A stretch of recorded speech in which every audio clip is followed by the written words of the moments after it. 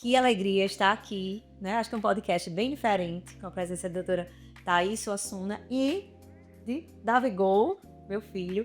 Eu sou Caroline Dávila, psicóloga, mãe de um pré-adolescente de 12 anos. Quer dar oi aí com o pessoal? E aí, gente? Estou muito feliz de poder estar aqui falando sobre a adolescência, né? Adoleceu, e aí? E agora? Como lidar com isso? E para isso, para esse papo bem gostoso, não apenas de profissionais, mas esse papo entre mães. Isso. Estou com a doutora Thaís Suassuna, Pedro, que ela vai apresentar, não vou nem apresentar o Pedro, que a gente já tem um papo bem gostoso. Olá, acho que vai ser um papo muito bom mesmo, porque vai além das profissionais, né? Além da psicóloga e da médica que conhecem sobre desenvolvimento. Vamos falar aqui das mães, das surpresas que nós estamos tendo aí com a adolescência dos meninos. E eu trouxe o meu Pedrão aqui. Pedro tem 12 anos e é quem tá me ensinando aí. Eu tinha teoria e agora eu tô aqui vivendo a prática da adolescência. Eu acho sua fala uma maravilha, Thaís, porque é exatamente isso. O saber, ele não elimina o sentir, né? Então, por mais que a gente saiba que existem muitos sentimentos que são extremamente apropriados para essa idade, que existem coisas, né, comportamentos que eles vão ter, coisas que vão fazer, que são apropriadas, inclusive que são saudáveis para essa etapa do desenvolvimento, não significa que a gente não sinta, né, que a gente não se preocupe. Sente sim, eu estava conversando com você agora há pouco nos bastidores aqui, que Pedro, entrar na adolescência de Pedro agora, na verdade foi uma coisa que eu esperei muito, né? Eu estudei muito para isso. Eu sou pediatra por formação e quando eu terminei a residência de pediatria, eu tinha que fazer uma subespecialidade, esperava fazer uma subespecialização. E aí conheci a medicina do adolescente, ou ebiatria, né, como a gente chama. E eu fui fazer exatamente, eu comecei a estudar adolescência muito antes de saber que ia ser ebiatra. Fui estudar adolescência por causa de Pedro, porque eu dizia assim, Pedro, ele é uma... Toda a vida, né, desde muito pequenininho, ele era um menino bem reativo, um menino, a gente chama de personalidade forte. Sim. E tinha aquele susto, né? Adolescência, todo mundo diz a você, quando chegar na adolescência, porque aquela adolescência... os meninos ficam diferentes demais, enfim, você vai ver que vai ser ruim. E aí eu tinha medo. Sim. Então, peraí, vamos estudar.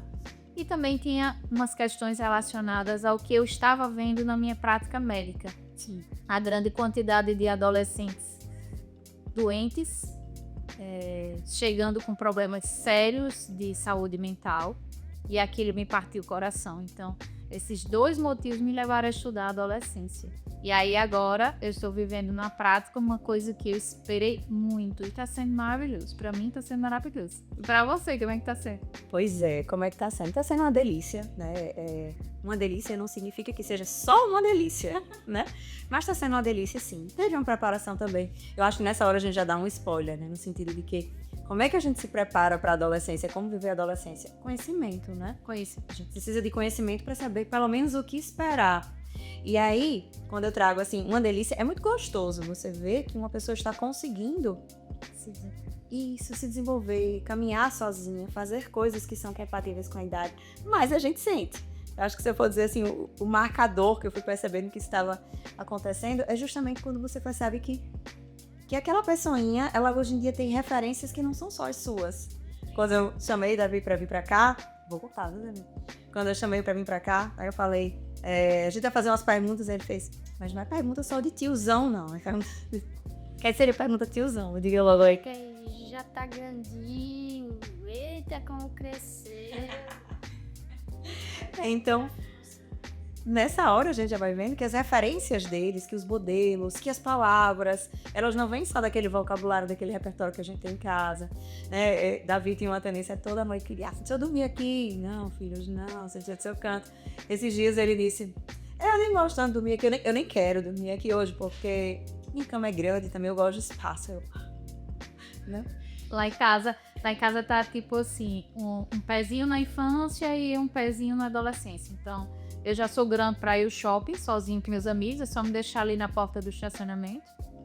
Mas eu sou criança, quando eu quero dormir, eu sou cama também. Sim, tem essa lá em casa também, de querer o quarto da mãe. E se a gente para pra pensar, eu acho que é completamente pertinente à idade. Porque o adolescente é justamente esse ser sem forma, né? Ele não é um adulto, mas também não é uma criança. Então, oscila, transita entre isso. E a gente poder estar aberto a vivenciar essas etapas sem ficar puxando de volta. Teve um período que eu me percebi trazendo muitas referências de uma adolescência negativa. Que eu acho que foi isso que eu ouvi muitas vezes, né? O aborrecente, né? Você vai ver quando chegar a adolescência, como é que vai ficar, a porta fechada, tudo. Não sinto tanto isso ainda no dia a dia, talvez por estar no início. Mas eu percebi que quando eu trazia o olhar sobre a adolescência, era muito o olhar sobre a perda. E eu acho que trazendo isso para as mães que eu recebo muito no consultório, é muito isso, né, Thaís? Assim, o olhar para o que eu vou perder, para a criança que eu vou perder, essa outra fase que eu tenho medo de perder o controle, afinal de contas é uma fase nova. E eu fui tentando, né, trazer o olhar daquilo que eu tinha aprendido, de que a adolescência não é só a perda da infância, mas é um ser que está construindo a sua própria autonomia, a sua identidade, que aprende a questionar o mundo e que a gente quer que aprenda a questionar o mundo, né? Exato. Eles trazem, o mundo traz a adolescência pra gente como se fosse uma fase. E uma fase que a gente quer que passe logo. Né? Então eles trazem, graças a Deus está saindo a adolescência, né? É como se fosse realmente um período em que todo mundo sofre ou que é o período difícil para todo mundo. Mas é como você diz, é mudar a visão mesmo. É aquela história do copo, eu tô vendo um copo meio vazio ou ele tá meio cheio, né? Sim. Porque é lindo demais se você se permite entender que você é o adulto responsável por desenvolver o ser humano. E o que é que eu preciso para desenvolver o ser humano? Então, se você pega isso como uma missão sua mesmo e dizer assim, até você se melhora, porque você precisa estudar. Você vai lá, sai, vê onde você erra, quais são os seus defeitos, quais são as minhas qualidades, o que é que eu quero que essa criança aprenda, o que é que eu quero que ele tenha quando chegar na idade adulta, de valores, de comportamento, né, de coisas boas. Até mesmo as nossas incoerências, porque o adolescente, ele aprende muito a questionar aquilo que a gente tá fazendo de errado, né? Já a criança olha pro pai, pra mãe, entende como o herói, né? E que tá tudo certo. O adolescente olha e faz isso aqui que você fez também, né? Isso aqui que você tá cobrando de mim, isso é importante. Se você sai daquele olhar crítico e que tem alguém ali que tá desafiando você e olha para, poxa, meu filho, minha filha, está desenvolvendo um olhar crítico sobre a sociedade, ele vai aprender a questionar os políticos, os relacionamentos, os chefes, né?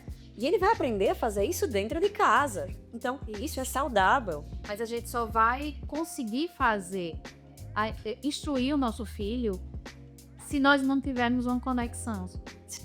Se não tiver conexão, você não consegue mais nada.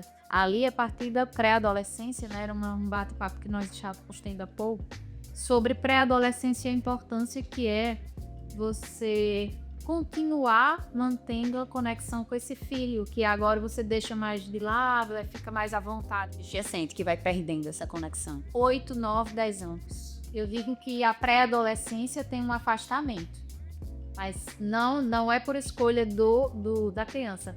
São os pais quem escolhem, né, inconscientemente, por falta, obviamente, de conhecimento. Eles escolhem não estar muito perto porque essa criança, eu estou trabalhando demais, eu preciso do meu tempo livre. E aquela criança não oferece tantos riscos que você precisa ficar de olho. Então, o pré-adolescente, ele fica muito sozinho. É a idade que ganham a tela, normalmente. Na minha prática de consultório eu vejo isso. E quando chegam na adolescência, isso agora tem eles que querem se afastar, mas o limite não foi dado ali, lá atrás, e nem eu mantive aquela conexão. Aí eu quero resgatar numa idade super difícil, que o adolescente agora ele não quer conexão com o pai. Sim. Quando você traz os pais que querem resgatar, eu ainda acho super válido, porque a adolescência é uma janela de oportunidades. Mas muitas vezes o que eu percebo em consultório não é a tentativa de resgate necessariamente, mas é o cobrar que aquele vínculo esteja intacto, o cobrar que aquele limite esteja estabelecido enquanto ele não foi colocado em prática, né? E responsabilizar o adolescente por ter se afastado. Ninguém admite que isso aconteceu. Sim. Ninguém enxerga isso lá atrás, né? A partir de agora, talvez quem nos escuta comece a prestar atenção aí. Mas culpar só o adolescente por esse afastamento é um pouquinho arriscado demais e injusto. Eu penso que é uma dança muito grande a gente saber, assim, essa autonomia, de fato, porque aquela criança, ela já lhe sustenta um tempo só e que é importante que tenha, né? Tem pais que querem distrair aquela criança o tempo todo, de forma que às vezes ela não desenvolve a própria autonomia. Só que todo excesso, né, vai morar um perigo. Então, essa dança entre dar a liberdade, dar a autonomia, mas não abandonar, não deixar só. Porque se o vínculo fica muito fragilizado, na adolescência você vai entrar com questões muito significativas de um ser que quer a sua própria autonomia, quer fazer suas próprias escolhas, mas que às vezes aquele vínculo, aquela intimidade foi perdida. E aí, como que você vai conversar sobre sexualidade, sobre coisas que são tão novas e que são desconfortáveis, já foi adolescente, né? E que são desconfortáveis com uma pessoa que você não tem mais intimidade. E vai passar a cobrar aquilo se não tem intimidade. E o outro ponto, Thaís, que eu vejo que também acaba ficando muito na conta do adolescente, sabe? Ele quer se afastar. Mas com que frequência você tenta participar do uso do caminho? O que é que você vê sobre isso? É exatamente isso que você falou. Ele é colocado na conta dele. E você sabe que no consultório, quando chegam essas questões relacionadas à área, ele não... Como é que eu vou chegar para ele, sair com ele, se ele não quer? Sim. Aí eu digo, eu deixo a prescrição. Você precisa, uma vez por semana, estabeleça aí um turbo da sua semana tão ocupada, mas você vai fazer alguma coisa e com ele, só vocês, e que ele goste. Sim. Não é, tá certo, vou tirar um tempo pra nós, mas aí a gente vai passear, tipo, eu vou fazer caminhada no Parque das Dunas, mas você tem um adolescente que odeia exercício físico, odeia caminhada. Mas aí é o que eu quero que ele faça, que eu quero que ele aprenda e tal. Então, nesse momento ali, chame ele pra fazer o que ele gosta, o que ele quer, o que ele deseja. É isso que conecta. Mãe, eu quero ficar em casa assistindo uma série e tal. Essa série boba que você assiste e tal, eu não quero assistir com você. Vamos assistir uma coisa que é crescente, ou eu quero assistir tal filme. E eu vejo muito isso. Então, precisa, Carol, ter humildade para ser pai e mãe de adolescente. E alguém vem e diz, mas eu trabalho. Mas manter o vínculo dá trabalho. Manter o vínculo. Qualquer vínculo, né? Eu acho que tudo aquilo que é significativo na nossa vida precisa de investimento, não vai brotar nada, né? O investimento que a gente faz na infância.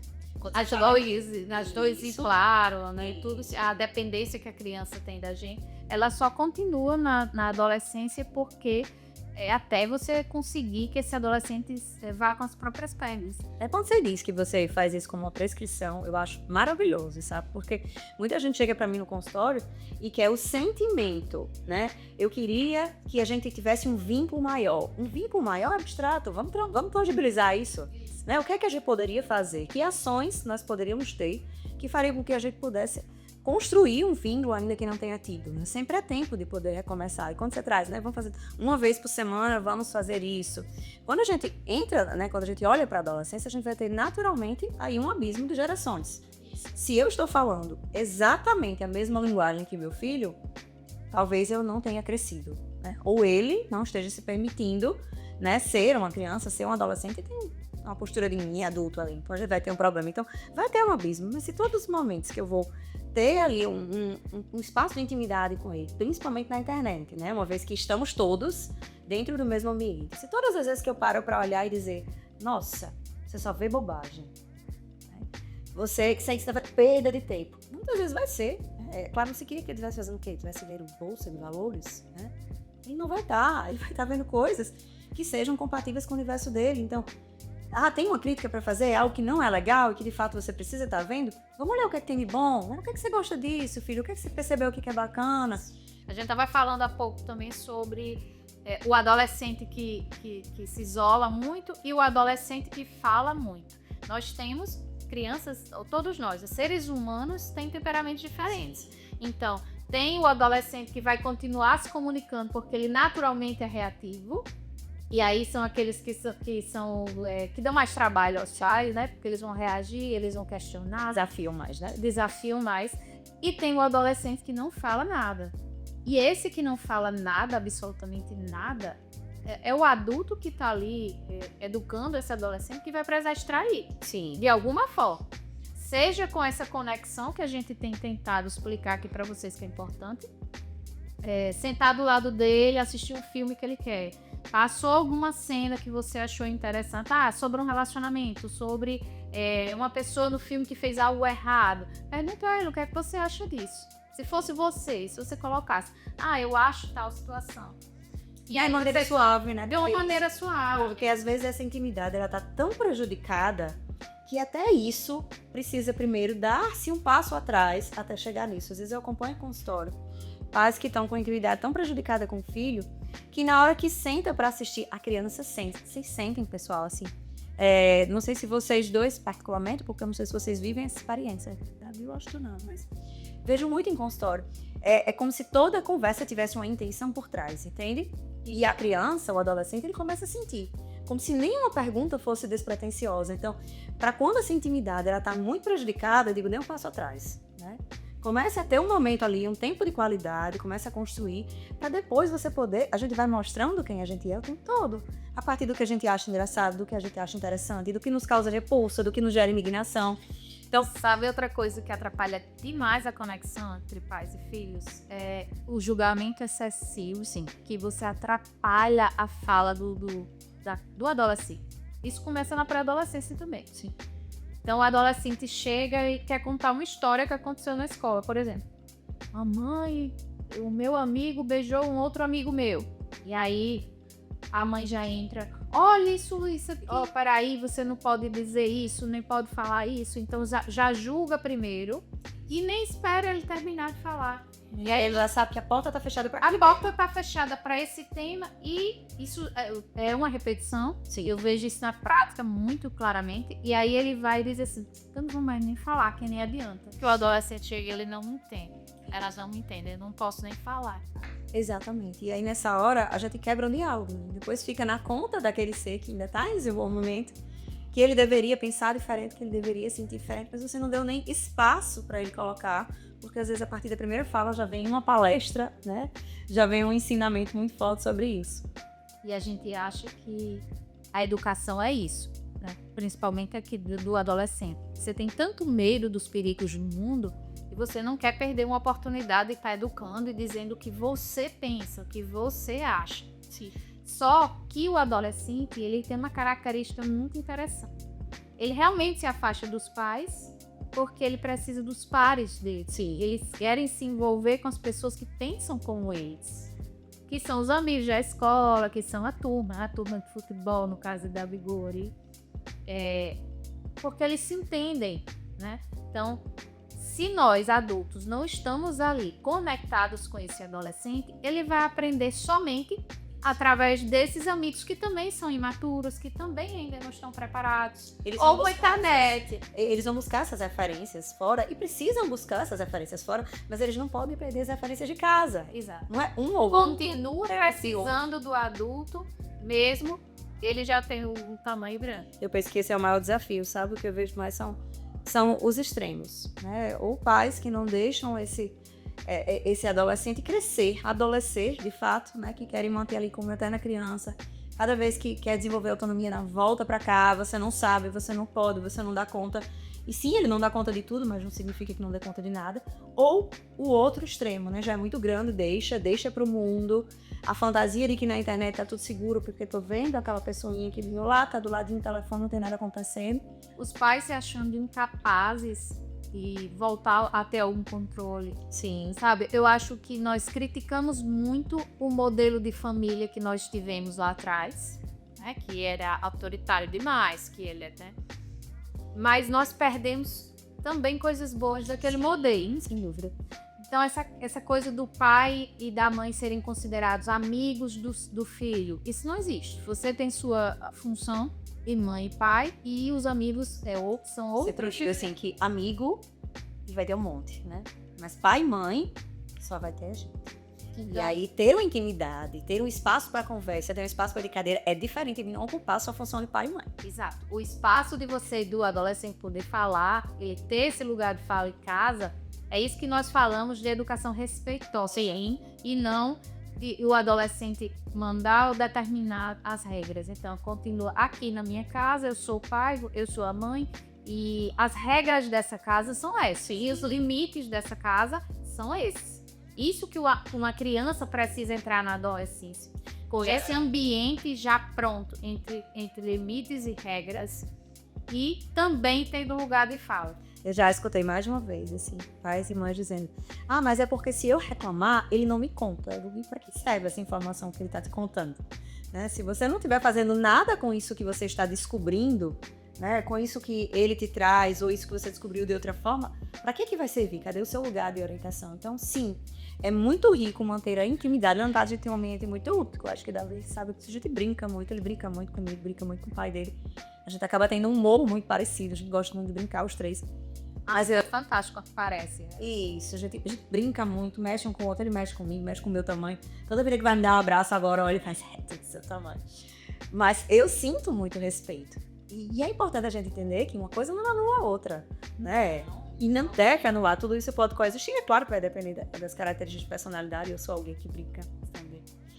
Se a gente for pensar agora a nível de orientações, o que dizer para esses pais? Como preparar? Eu acho que seria um resumo de tudo que a gente já falou aqui. Sim. Eu acho que o que falta mesmo na preparação para a chegada da adolescência é exatamente esse vínculo que está sendo perdido. Sim.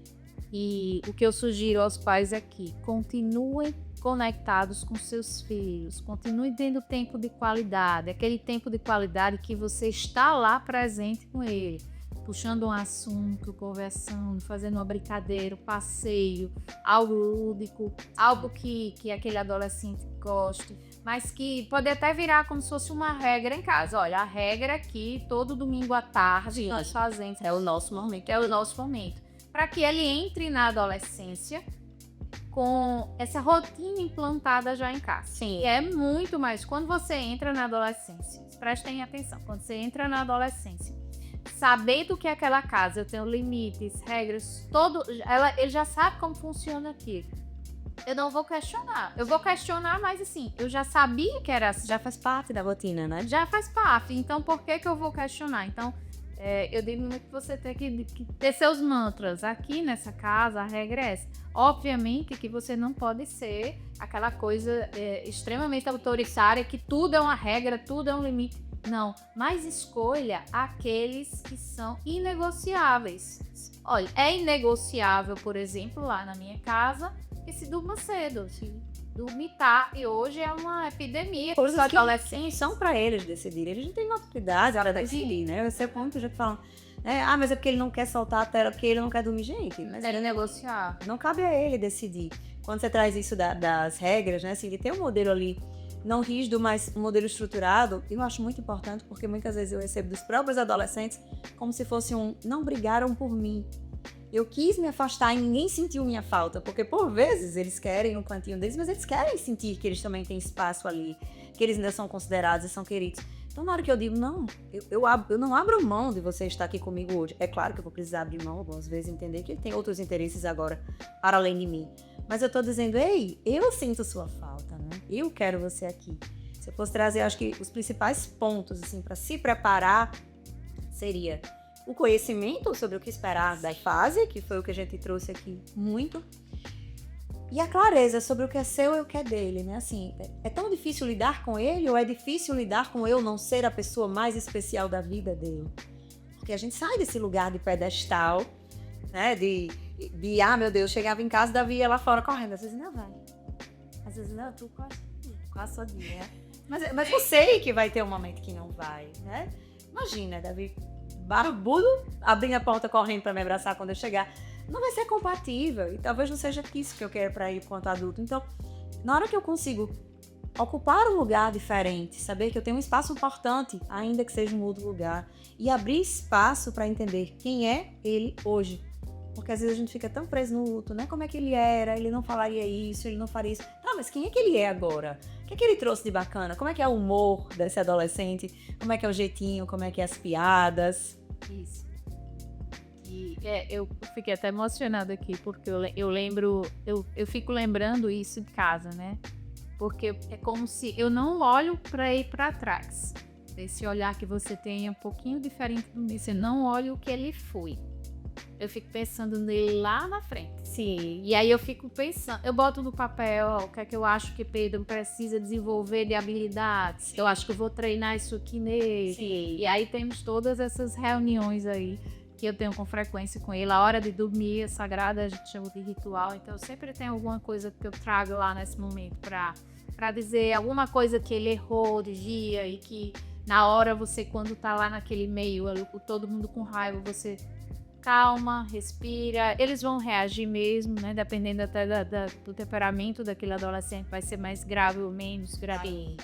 Mas é um momento de transgressão, é um momento de reação mesmo. Isso. E que bom que eles estão fazendo Eu comparo com a Ferrari sem freio, né? O máximo da pobre é isso. Acho que talvez eles não tenham chegado nessa idade ainda, né? Que são os hormônios ainda mais desenvolvidos, mas o máximo da potência é sem tanto de freio.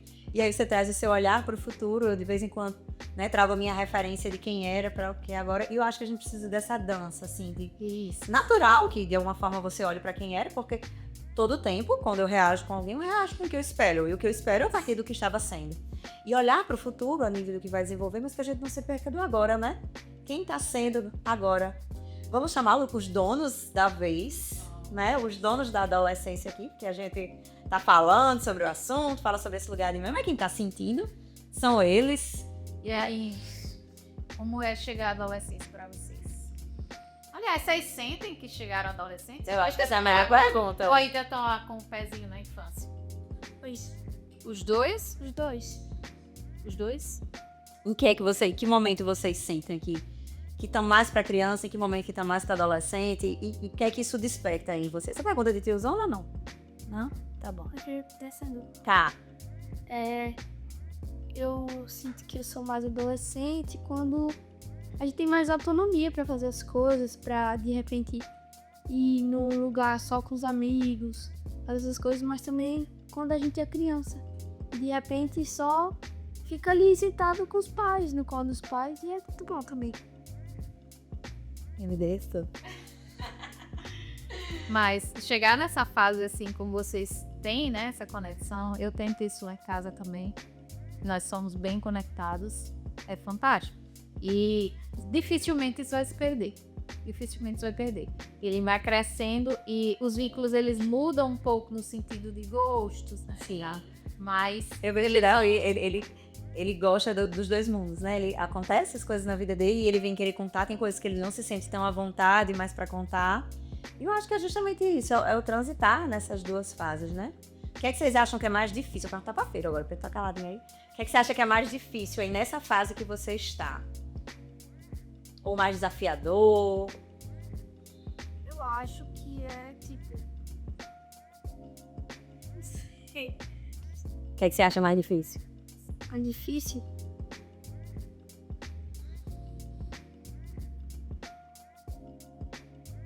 Talvez ter que lidar com algumas coisas lá dos talentos perguntas De tiozão? que algumas pessoas falam.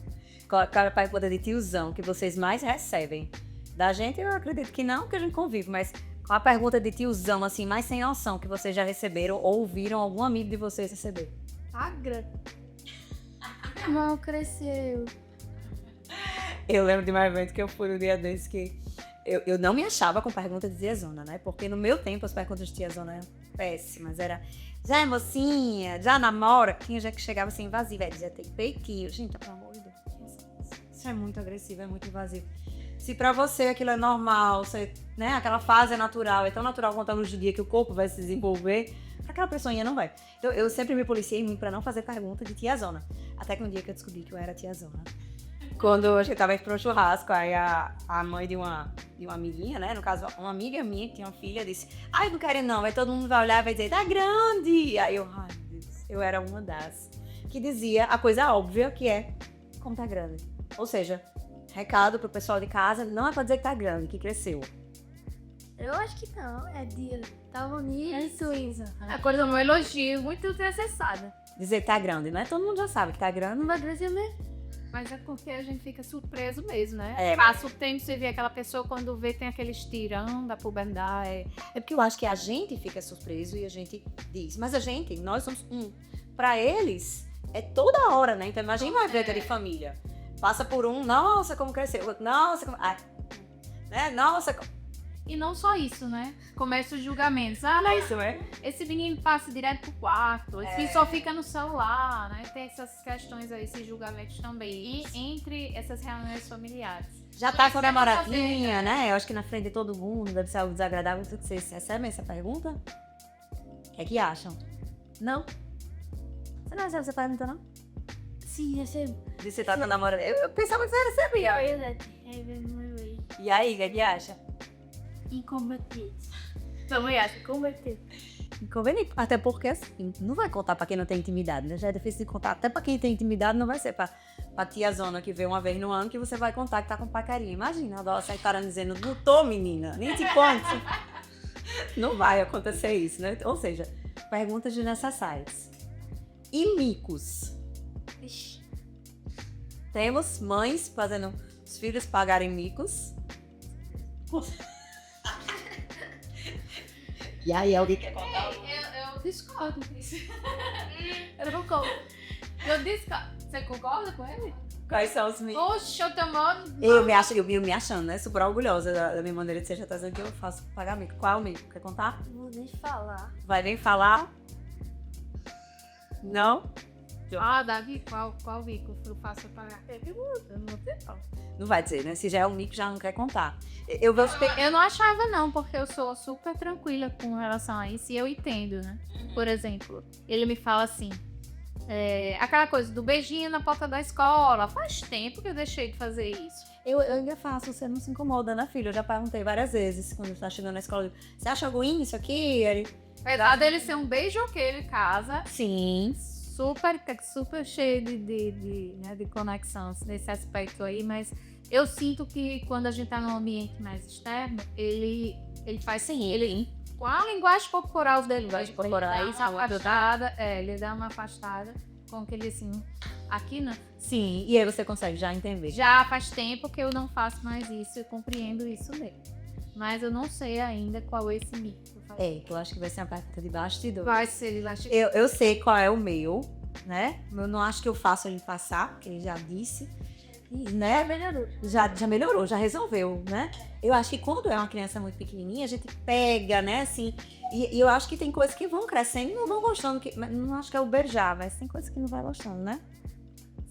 E aí, agora deixa eu falar essa coisa importante pra vocês. Vocês acham que na casa de vocês podem falar porque estão se sentindo o que quer? Eu acho que sim. Você fala tudo que você deseja falar pra mim? Sim. É? Você fala, Gabriel? Será que eu falo que eu falo muito, falo demais? E isso é muito bacana, porque se você fala demais, provavelmente é porque você tem um espaço seguro pra isso, né? Um espaço onde você não é repreendido, onde sua voz é ouvida. Você é Davi Gol? Eu também. Você também, né? Davi é o super sincero. Ele é o super sincero. Quem tem autoestima que lute, viu? Quem não tem autoestima que lute. Eu lembro que eles perguntavam, e aí, filho, ficou com saudade? Ele, não. Tudo bem. E aí eu ia com isso e geralmente eu dizia pra eles, muito bem, meu amor. Não diga que tá com saudade. Se você não tá com saudade. E aí ele olhava assim como se tivesse dito uma coisa inadequada. E eu dizia pra eles, meu amor, você não tava com saudade. Não significa que você não me ama. Significa que tava tão bacana com seus amigos, que tava tão gostoso, que você simplesmente não sentiu saudade. E deixa eu lhe dizer, mamãe tá dizendo que tá com saudade agora, mamãe tá lhe vendo agora. Mas eu também tava curtindo, também tava gostoso. Porque aí não fica aquela coisa muito dramática, né? Assim, parece que há o se tornar... Né? Você não liga para a mãe. É um drama. O drama pesa muito, né? Mas eu que faz drama lá em casa, mas de brincadeirinha, né? Quando ele não quer ir Isso. na hora do ritual que a gente faz, na hora de dormir, que ele quer se estender um pouquinho lá fora, eu fico com o irmão dele. Sim. Aí quando ele veio, você não quis? Sim. E eu acho que brincar é muito gostoso, né? Mas é diferente quando isso é feito com peso mesmo, né? Se vocês pudessem mudar alguma regra em casa, pode ser qual for, tá? Qual a regra que vocês mudariam? Qual a regra que tem na casa de vocês que vocês não mudariam? Acho que o uso do celular, que eu só posso usar uma vez por semana, Aí vou fazer uma reivindicação aqui. bom. Nunca tempo, só uma vez por semana, mas eu queria que tivesse mais dias. Sim. O que é que você acha que seria o justo? E eu não tô dizendo que isso tá posto, né, em negociação aqui, mas... Usar, sei lá, todos os dias, mais pouco tempo, 3 vezes por semana, 5 vezes. Não, você sabe que já foi assim. Você deixa eu me defender, né? Deixa eu me defender. Fim de semana é a pior, é o pior coisa que é pra... Pior tempo da semana pra usar assim, semana melhor. Porque a gente pode sentar, conversar e mudar o dia, né? Olha, já bem... já foi assim, de ter pouco tempo diariamente. Sim. E aí, toda vez que você vai lá dizer, acabou o tenda, aí fica aqueles argumentos, deixe só mais um pouquinho, aí tem mais uma partida e eu não acabei aqui. Então, todos os dias, sim, é aquele estresse. Sim. De a gente ele principalmente, né? Eu não tenho esse problema com o irmão, quero ter. Não. É deste jeito. Mas ele fica argumentando e não entrega e tal. Só tinha um desgaste desnecessário diariamente. Então eu disse que a gente ia só uma vez na semana e ele fica um pouco mais de hora no final. E aí nessa hora eu citaria o Homem-Aranha, né? Com grandes poderes e grandes responsabilidades. Então, se deseja ter, né, um poder a mais, talvez nessa hora vai precisar também dar a contrapartida. Mas é muito legal ver o espaço para negociação, né? Isso, eu não sabia que ele estava querendo não ser lienseman. Sim. A minha cabeça era o filho que era aquele. Mas eu achei uma coisa interessante. Ele tem a compreensão, né, de que precisa de regra. Você vê que ele não disse assim, é bobagem, eu deveria ter tela todo dia e toda hora e minha mãe é uma alienada, não é? Ele trouxe que ele gostaria que fosse ajustado para uma outra quantidade, mas trouxe um contorno ainda. E o senhor, Davi Gol? Tô de boa. Tá de boa? O que é que você sente que gostaria de mudar de regra lá? Por isso não parece nada. Ele viu que parece nada. Tem uma coisa que tá liberado na casa dos seus amigos e na sua não, e você gostaria que fosse? Achei que você ia dizer alguma coisa agora pra você talvez. Eu esqueci, já. Pode ser. Sério, esqueci. Tem alguma coisa que você vê na casa dos seus amigos que você acha que deveria ter? Ou alguma coisa que você queria, que você entende porque não tem, que acha certo, mas ainda assim você queria, né? Porque é assim a vida. Eu gostei de ter mais tempo no celular, que fica mais livre, não fica preso, mas também... E o Instagram você queria ter? meu... Tô pensando se isso não ia a mim, né? Porque eu escuto direto isso. Gostaria de ter. Gostaria de ter um Instagram? O Instagram profissional do amigo? Ou pessoal? Gostaria de ter. Uma de amigo meu que joga lá no PSG tem Instagram dele e eu acho muito legal. E é Instagram pra postar o que exatamente? Normalmente jogo, algumas coisas. Do futebol em si, ou você queria colocar também suas coisas pessoais? Principalmente do futebol, mas também algumas coisas. Você acha que você conseguiria lidar com isso de uma maneira... Sim. É delicado, né? Porque ninguém nunca acha que não tá pronto pra lidar. A gente sempre acha que lidaria. Eu acho o Davi muito maduro, no sentido que geralmente ele conta as coisas a gente. Quando ele faz alguma coisa errada, ele já chega contando, ele já chega trazendo. Mas é um adolescente, é uma criança, né? Então tem vezes que nem ele achava que aquilo era errado. E aí quando a gente entra no meio da rede social, isso tudo é muito mais exposto, né? Por que vocês acham que vocês podem ter rede social? A rede social expõe a gente a muita coisa. Porque também tem muitas pessoas que, mesmo estando na tela da tela, podem fazer muitas coisas às vezes com a gente. Sim.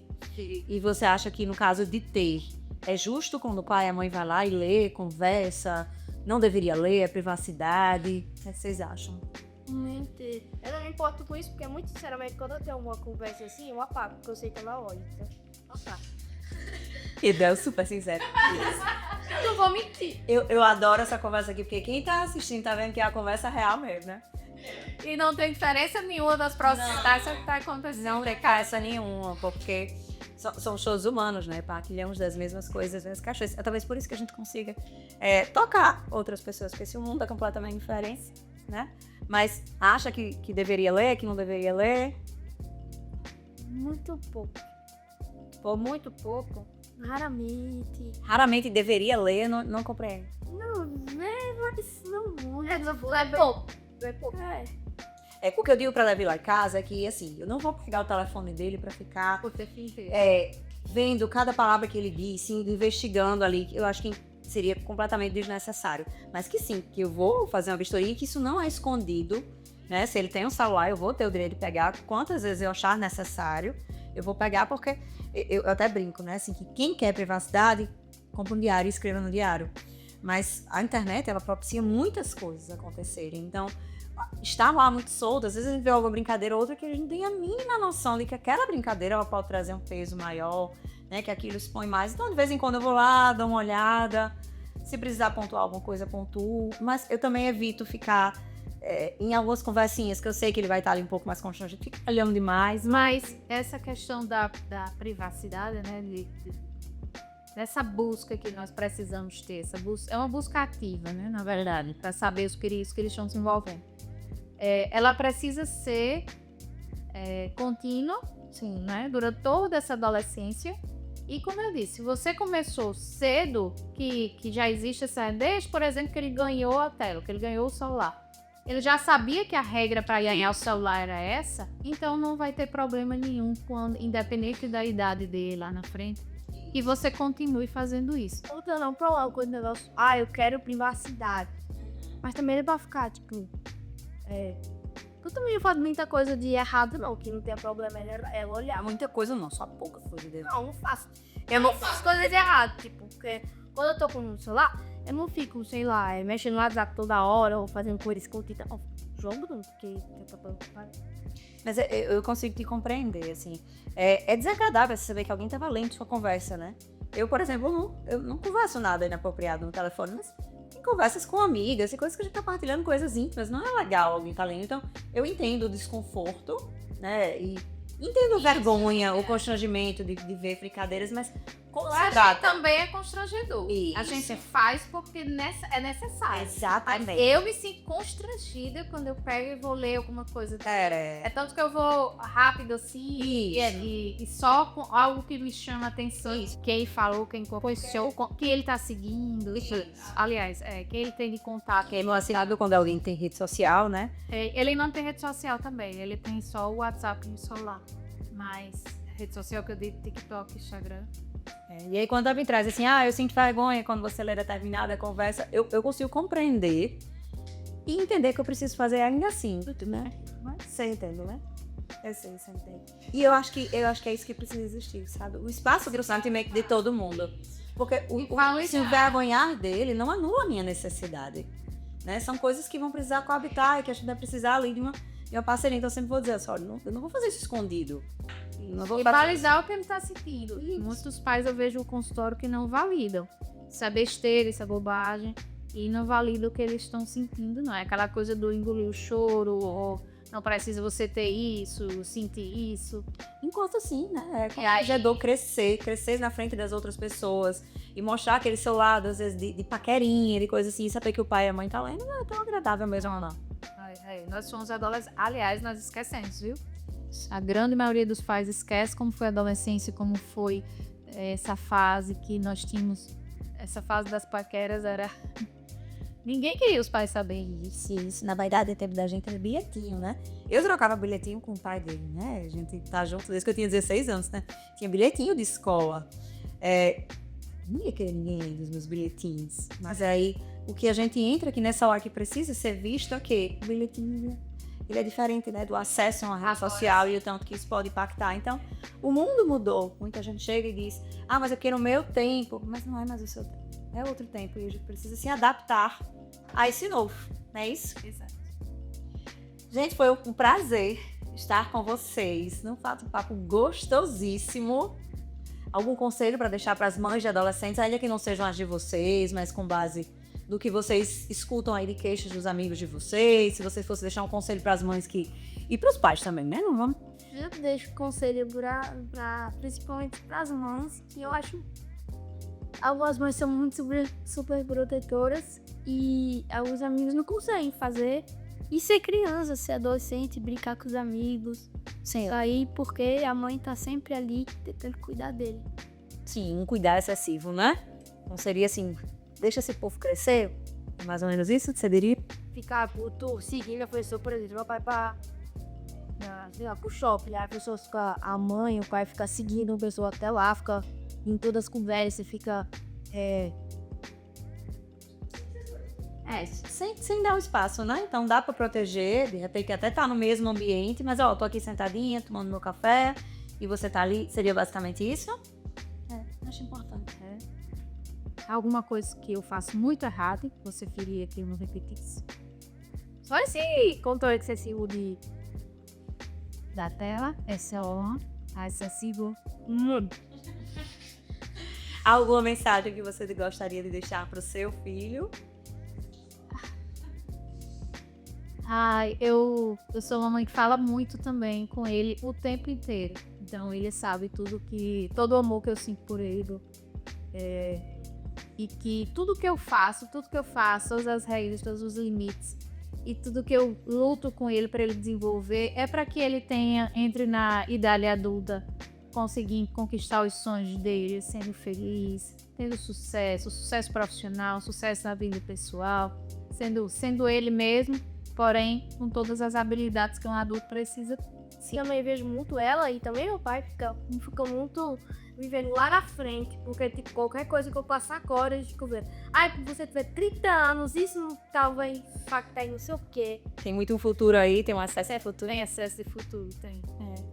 Aí tem razão. Quando a gente lida com coisas muito importantes, eu acho que um filho é a coisa mais importante que a gente tem na vida. Então é aquilo que a gente não quer errar, né? E quer ter muito cuidado, mas você é um rapaz que fala, que pensa, muito bacana, muito bom que você tem os pontos. A gente entende que a adolescência, como ela é muito transformadora, e nós temos tempo nessa fase agora para implantar certas coisas ali naquele cérebro que está em transformação. Tá tendo poda neuronal ali, tá tendo sinapses novas, tá tendo sinapses que estão sendo destruídas. Então, é como se nós estivéssemos ali apressados para que entre logo o que a gente precisa que entre como os nossos valores, né? O que eu acho que é importante para ele ser como adulto. Sim. E eu acho que é essa pressa aí que talvez esteja incomodando ele, mas é como se fosse algo que eu acho que é a hora de entrar. Obviamente que tem seus limites, né? Que sim, em questões aí relacionadas à biologia, né? Mas, no geral, eu vou tentar me policiar para o excesso de futuro que está tendo lá em casa. E eu, para fechar, né? Mensagem final que eu quero dar para o senhor é que eu ainda vou errar muito, mas que eu tento muito, muito, muito, muito acertar todos os dias e que as portas estarão sempre abertas para você reivindicar, conversar, para eu tentar melhorias. Lá em casa eu faço muito a prática do pedir desculpa quando eu erro. Né? E quando ele pede desculpa, eu digo que tá pedindo desculpa por quê? Tá entendendo que tá pedindo desculpa por pedir, não peça pra amenizar o clima. Vamos conversar e entender, e eu quero que você saiba que as portas vão estar sempre abertas e eu vou errar muito. Se sou um ser humano. Eu sei que você ia dizer que eu podia deixar. Ai, meu Deus. Ainda não. Mas a gente vai negociando sobre isso.